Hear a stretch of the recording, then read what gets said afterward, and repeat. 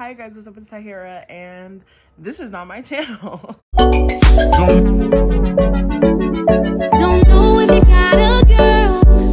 Don't be If you're watching this video, you already know that you are on the Unfriendly Black Hotties channel, which is a group of the best and the baddest black booktubers on the internet.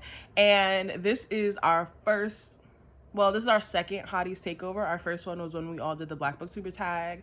I will link the playlist down below. It started off as we're all reading each other's favorite book. And I was like, well, why don't we put like one good book and one bad book anonymously on this Google sheet? Now everybody is putting a good book and a bad book. And then so we're just gonna go through a number generator and choose whichever book is still left. And there's already cheating. Like, people are already cheating. I wake up like 11 people already have their books chosen. Mind you, all of the options are not even on there. And I'm like, so y'all cheating. Okay, talking about some, well, I'm not gonna wait and get a shitty book. You know what? I really can't stand black people. We were literally on Zoom yesterday for hours. This group chat is like absolutely a hot ass mess. And it's about to be dismantled. Okay? Like I'm absolutely over it. It's so funny to me because I just added my books because I didn't know how to work. Listen, I'm so technologically like special. I didn't know how to add. I didn't know how to like go on the Google Sheets. And so I added my book, my good one and my bad one. We decided not to do favorites this round. We're doing favorites in August. Favorites would have been too obvious. So we just picked a book that we liked and a book that we did like. And everybody saw my book. They don't know it's my book. But they saw it and they're all like, who the fuck put that book on me? And I'm like crying because the book is bad. This is gonna be a reading vlog. Let me tell you guys the book that I randomly chose. Well, I didn't choose it. The number generator chose it. I haven't vlogged in a while, you guys. Oh my gosh. So the book I got chosen was Verity by Colleen Hoover, and it is a romance thriller.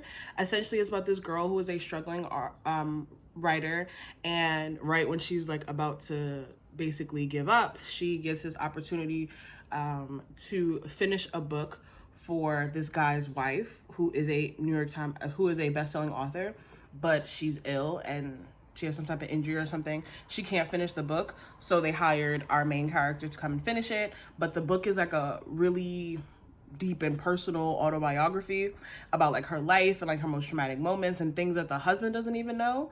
And I'm assuming that the main character is getting like close to the husband, but then also trying to figure out like, do I tell him what's in this book or do I not? And I don't know where the thriller aspect comes into it. So I don't know. I haven't read a lot of thrillers.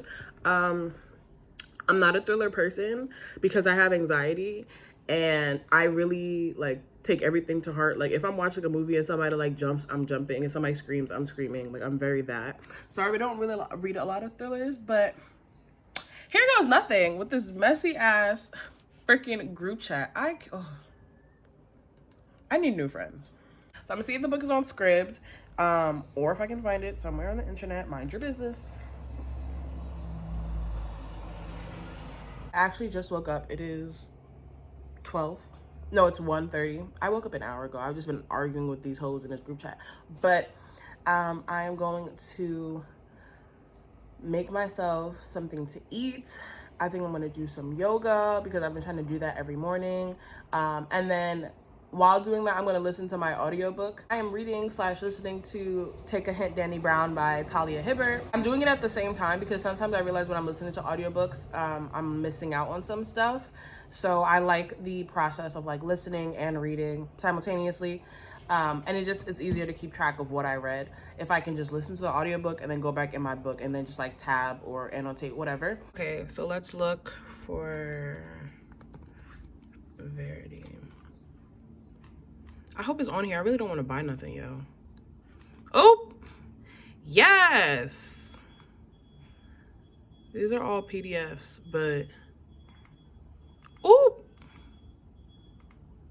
period. Yay, I'm so happy. Okay, so it's on Scribd, so your girl don't gotta buy nothing. Ew.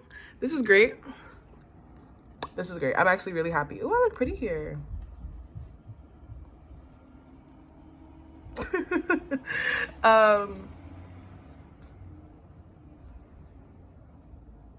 Okay, this is really great.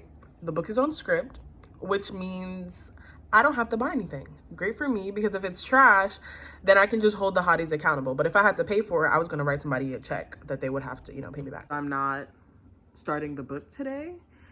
Today I'm dedicated to finishing Take a Hint, Danny Brown. So next time you guys see me is when I'm ready to commit to reading Verity. But I'll see you guys probably tomorrow or in a couple of days. Hi y'all. So I just got back from an event. I got some books. Hopefully this is my last time shopping from Amazon. I be trying to tell the hotties all the time, stop shopping from Amazon. Aaron and Monet talk about the Broken Earth trilogy a lot, by N.K. Jemisin, and I've been meaning to read it. I feel like Monet said that basically the Broken Earth trilogy is like Children of Blood and Bone. I think it was Monet or Aaron that said it was like Children of Blood and Bone, but like adult. And I was like, ooh, I like that. Side note, if you like my hijab, it is from Veil Collection. It is one of their chiffon hijabs, and you can use my code Tahira.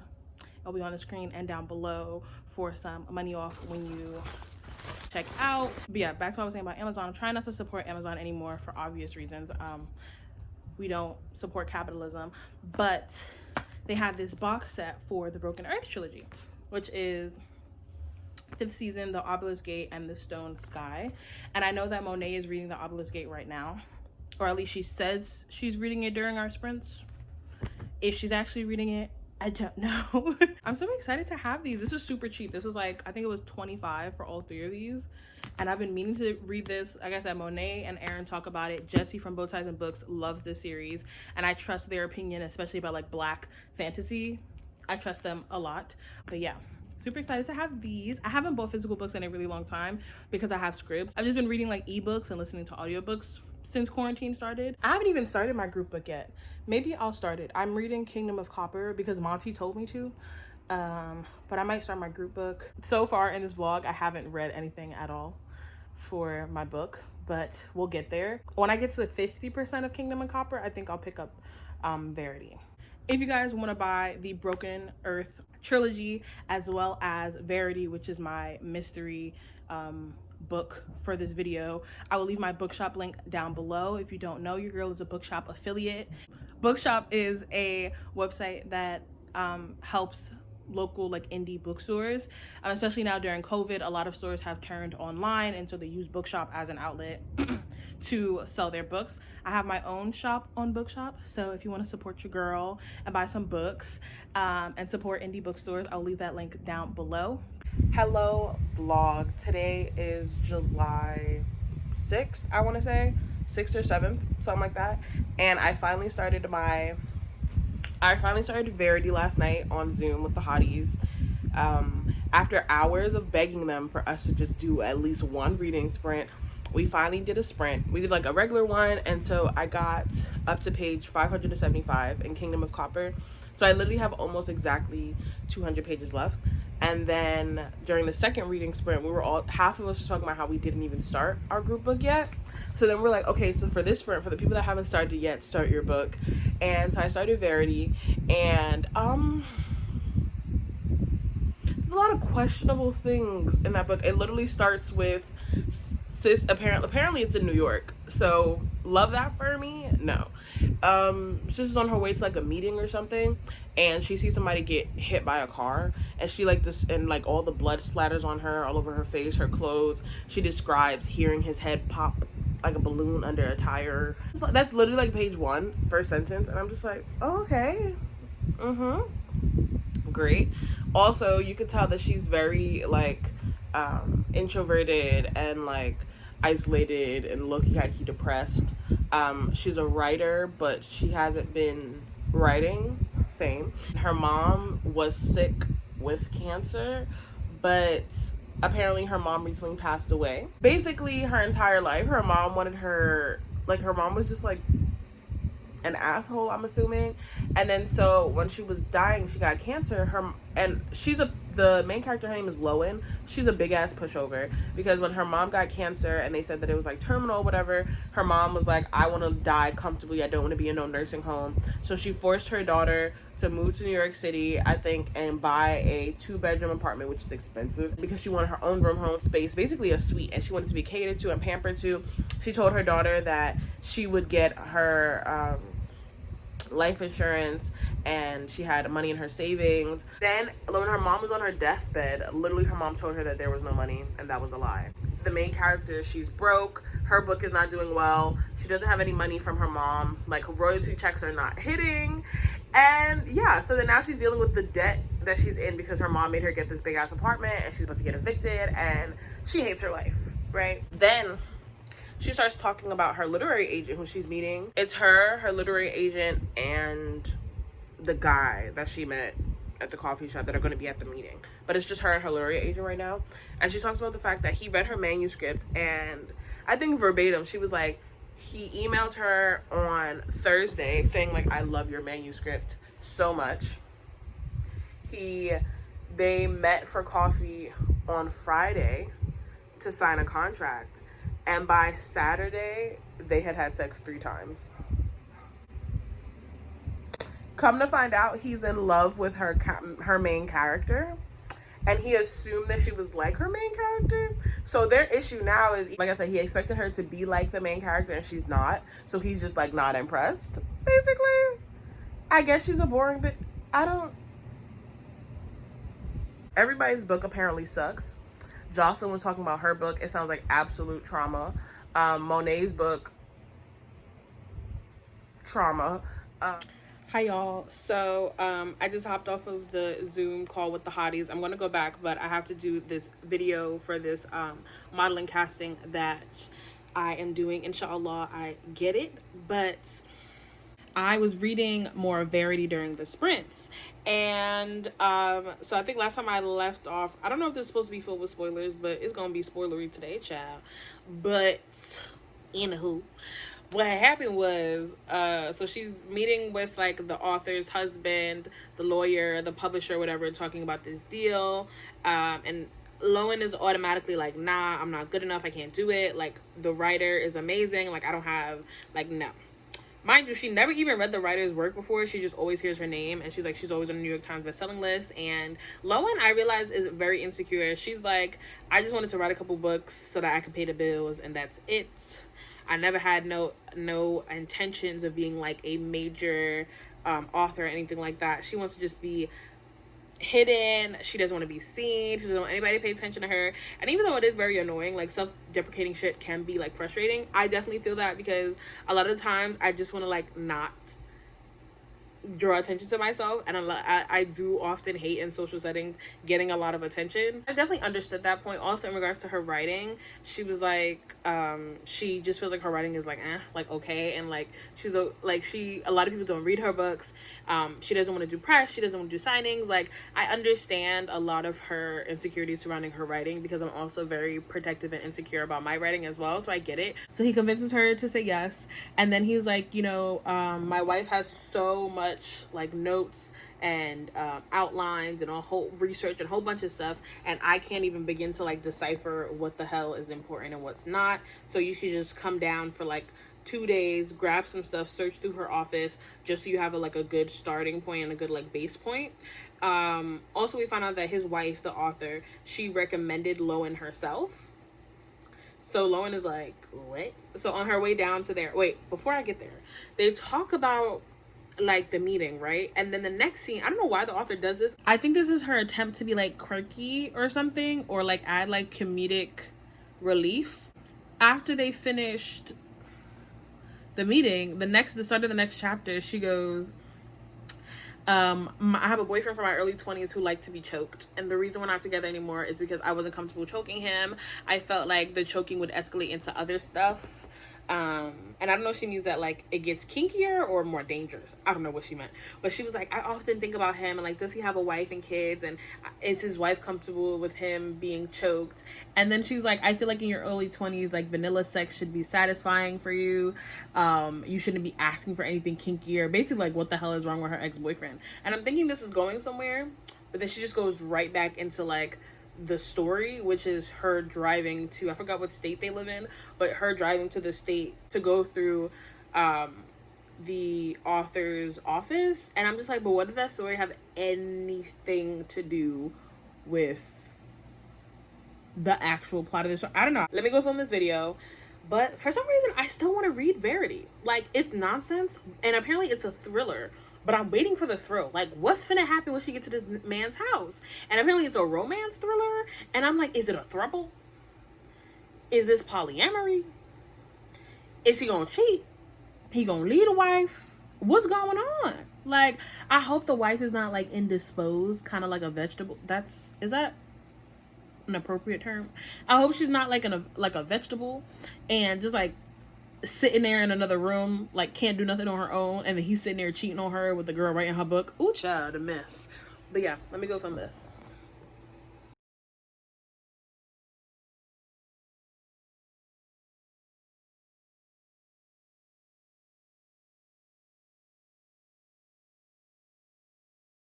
Y'all, this book literally gets worse as I read it. We're in the middle of our sprint on Zoom. I just made myself some ramen because I haven't eaten lunch yet. But this book, I didn't realize, I know it's a thriller, right? But I didn't realize like who was gonna be the crazy one. And Verity is definitely crazy. That now that I think about it, it makes sense. That's the name of the book. But I really thought that the plot was gonna be the mother effing plot. It's not. Nobody cares about the plot. She's not even doing. Lowen is not even doing her work. She's not doing anything that she's supposed to be doing. She's just reading this motherfucker. She's just reading this autobiography, ma'am. And it's just a lot. Verity is already doing weird stuff around the house. Like, the nurse left the lights on, the lights was off. The nurse left her on like the porch to like get some breeze or whatever. And then Verity was staring at Lowen, really weird and creepy. And I'm just like, oh my God. But it's just so Caucasian. Verity is literally insane. First of all, Verity mentioned something about how girls don't understand that the most important thing when picking out dresses for fancy events is wondering what the guy is going to think about you, thinking about how easily he can have access to you and to like having sex, and he doesn't care about how you look, he doesn't care about spanks, like he just wants to have sex with you, blah blah blah, and that's it. Like, that's what's most important. And I'm just like, ma'am. And then the guy Jeremy, first thing he ever says to her, he tells the bartender at the bar she's sitting at, oh, give her some water. And then she's like, for what? He was like, because I'm not comfortable with the way you're drinking and I want to take you home tonight. You like that? That's it for you? That did it? I cannot. I'm like, that was it? That was the hook? That was the line? No, ma'am. And then they're both finesses. She stole that dress and then he went into a limo with her. Come to find out that's not his limo. So they're both finesses, right? And then he got a new job opportunity in LA. They live in New York. She only wrote this book because she's obsessed with her husband. She missed him, and so she based her characters around her and him. She didn't care about writing before. She was in college, a student. Now she's sitting here writing whole, basically like creepy ass love memoirs about her husband.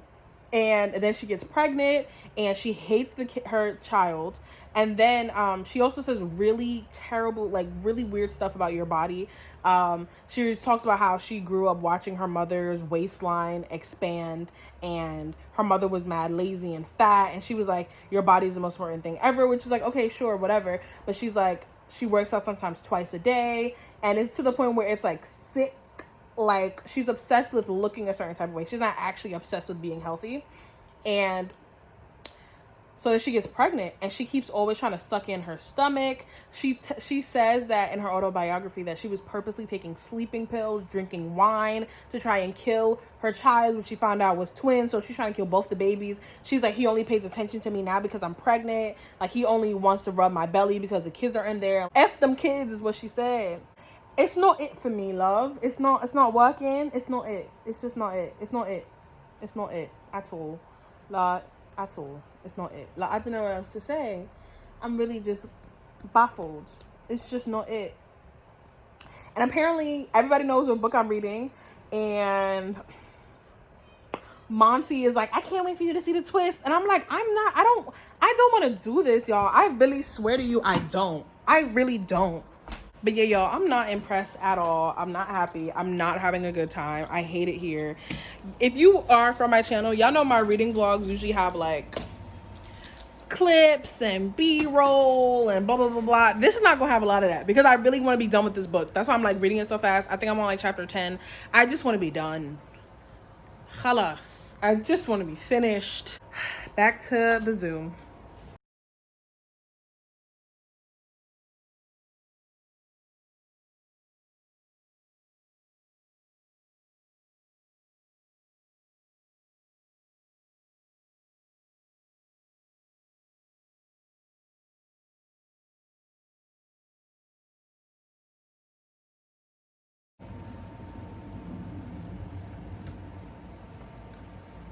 Y'all, sis tried to abort her children with a freaking hanger.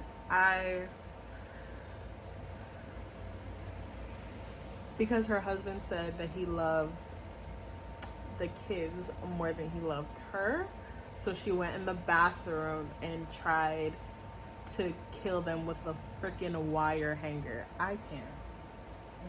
Bro, I know she killed those kids. I know she killed them children. I know she killed them. Oh my God, I know she killed them kids. She lying. That food don't taste good. It's not seasoned.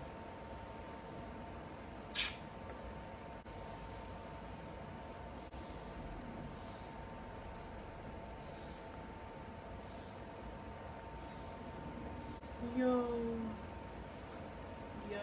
I'm literally losing my absolute shits. One of her babies was the one with a scar on her cheek, and apparently, I think it's from when she tried to abort them with the hanger. I think it like cut the face of the baby, so the baby has a scar. Literally. Oh my gosh, you're actually in your bed. Look at this. I'm literally always in my bed. Mana, please. You're lying. You're literally a liar. I'm always in my bed. I just don't notice.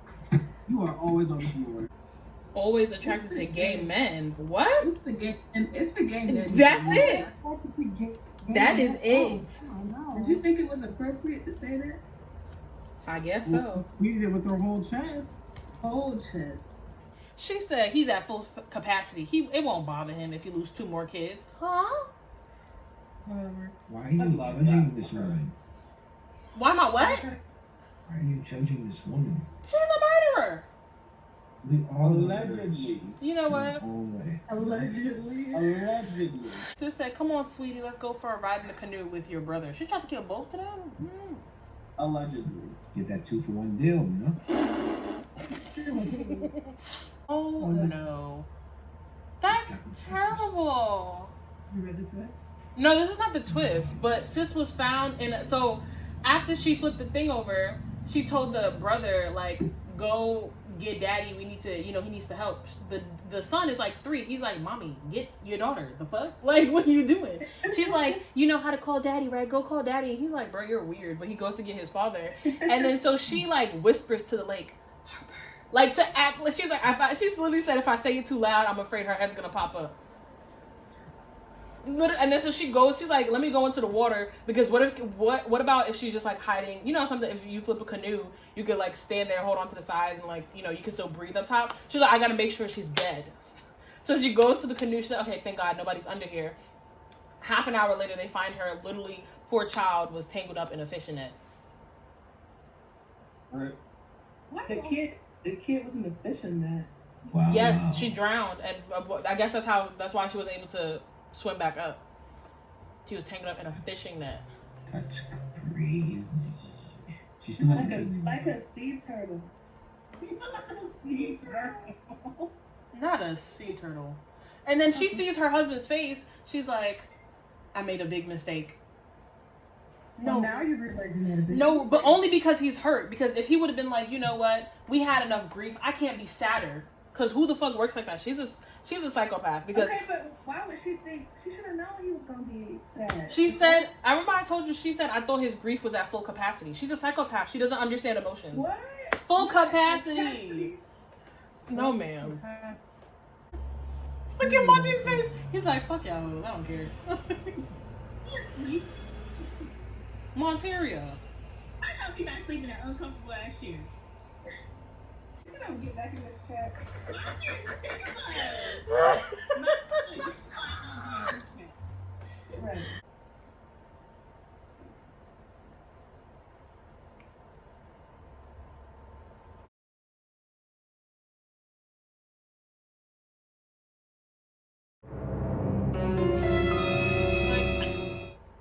What the fuck?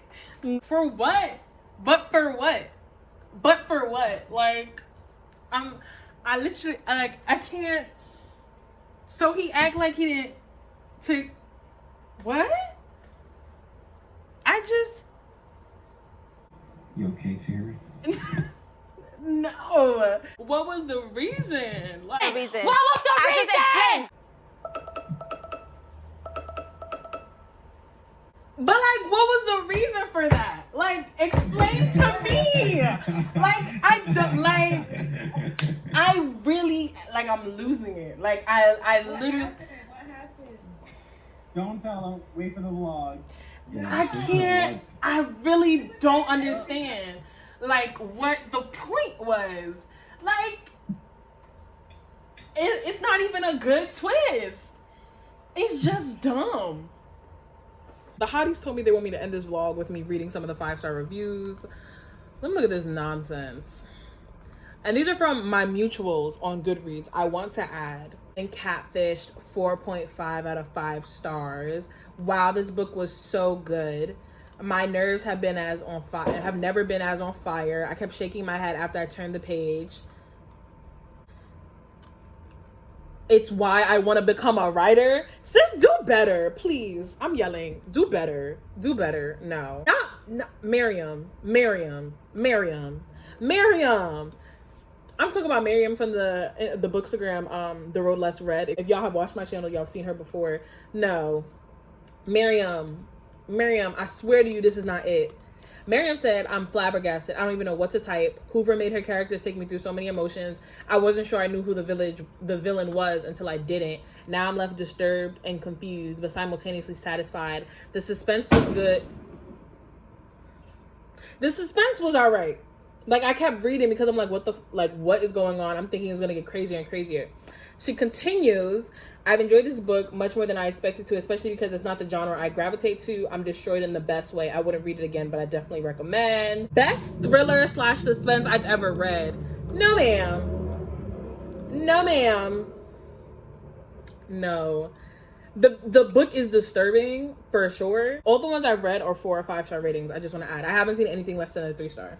This is the suspense, the edge, like that was cool, but it was a lot of shit that was like deeply disturbing, unnecessary points in the book. Because I haven't said this yet, but the ending of the book was,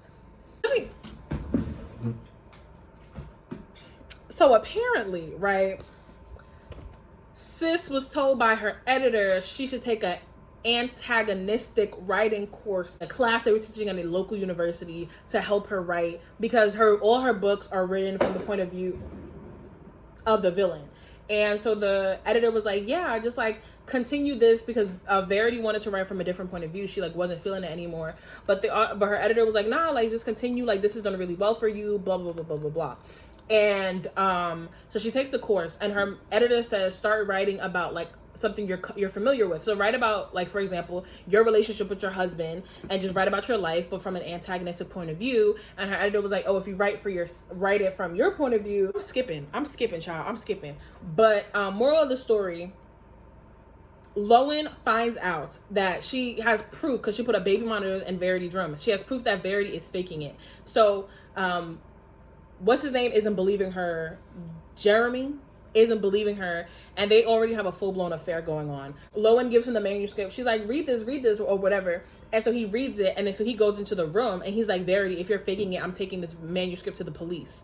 So then they kill Verity. Well, Jeremy kills her, and then Lowen helps him do it. They kill her, right? Then it's like 7 months later, and sis is pregnant because they had sex, and she purposely was like trying to keep it inside of her. So sis is pregnant, and they move out the house.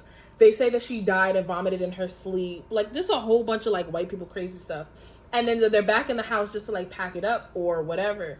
And then I think Crew told her that there was a like little thingy in the floor that had secret stuff in it. She looks in the floor and she finds a knife and she finds this letter. And the letter basically says, it's a recanting of the events. It talks about the antagonistic point of view. It talks about how when Hayden, Harper, Hillary, whatever the child name is, when she died, it told the actual version of events and how the whole thing was fake. The whole manuscript was fake. The autobiography, it was so fake.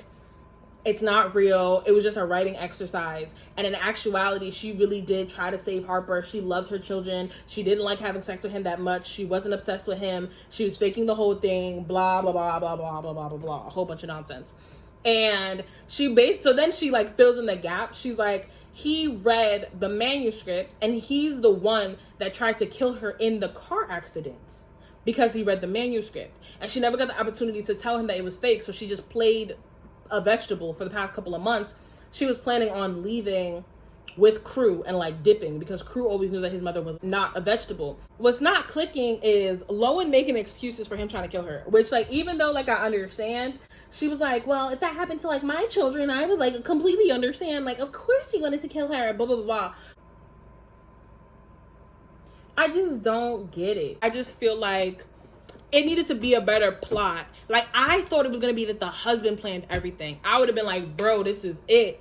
And then she's married to a crazy person. And then now she's trapped. In actuality, he did try to kill her. It didn't even work out. The whole memoir was fake, but she wrote it. And he did try to kill her. And then he actually killed her. And then Lowen was like, I'm not going to tell him that he killed her, an innocent woman, because I can't have that weighing on his conscience. And I'm just like, this is what we're doing. It was so weak to me. Like, the excuse that everything was fake is not enough to me. And the fact that this was just a writing exercise, like, throws me. Because it's like, the reason is dumb. It would make more sense if the husband was just, like, crazy. Or was, like, a psychopath himself. But the fact that he's just painted as this really good guy. And I mean, I don't think him trying to kill her makes him a bad guy. I just think, you just read that she tried to kill his kids, blah, blah, blah, blah. Like, I completely understand. I'm going to do a wrap up maybe tomorrow when I get my thoughts together and give you guys my rating. But this was a hot ass mess. And let me tell y'all who I know put the book in here. I know it was Miss Mayana Underwood, period. I know she put this book in here. Every time I talk about it, she's smirking or she runs away or she's hiding in the corner. Some sus stuff. But yeah, I know Mayana put this book in here.